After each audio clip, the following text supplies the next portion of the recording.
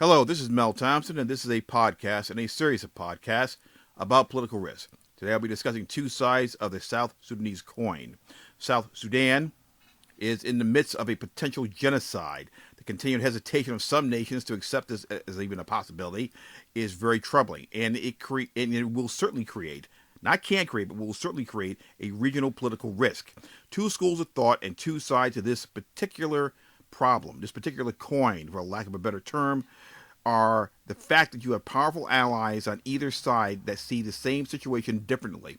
On one side, we have the United States, Britain, and France, while on the other side, we have Russia, China, Japan, Malaysia, Angola, Egypt, and Senegal. The former seeks an arms embargo to prevent a genocide, while the latter sees no need for this particular thing. Once again, same coin, different sides, seen differently by different sides. The former has nationals engaged in business in investments in the region, while the former also has a good reason to protect those nationals. The latter is identical in this respect. They have nationals engaged in business and investments, and they also have a need to protect them.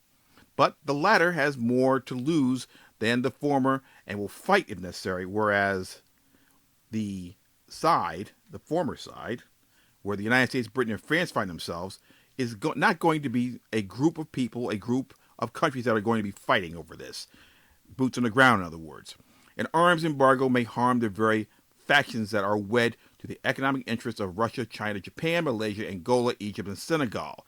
They are the latter in this particular analysis. So if there is an embargo which would prevent a genocide, it's not going to be helpful to those countries. If there is no genocide, it's certainly going to be helpful to the nation of South Sudan overall. And this is what the United States, Britain, and France seeks. Now, if there is a way out of this, the way certainly would be some type of compromise between all these countries. If there is no compromise and there is some degree of pullback as far as arm exports, it could possibly help. I don't foresee this. I do foresee possibly some intervention by some of the African nations to prevent a large-scale genocide and perhaps prevent this civil war that's been simmering in South Sudan for quite some time from exploding into something more regional.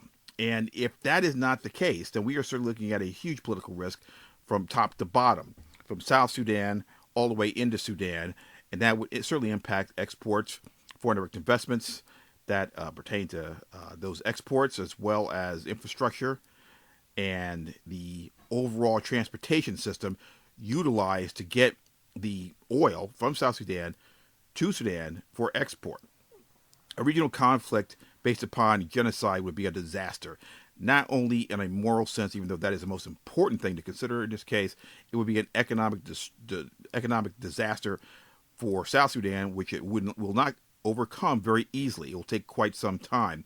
And as I've said many times before, when you start dealing with hatred, ethnic hatred, anything of that nature, religious hatred, hatred based upon a race, a sexual orientation, anything ridiculous and awful like those things, you are dealing with an incalculable political risk. Now you're looking at South Sudan, one of the newest nations on earth, if not the newest nation, about to fall into the same horrible, vast emptiness of a genocide that Rwanda found itself in during the 1990s. Hopefully, cooler heads will prevail in all the countries. The former and the latter will get together, and they will certainly be able to prevent this before everyone is hurt morally and economically. This has been Mel Thompson.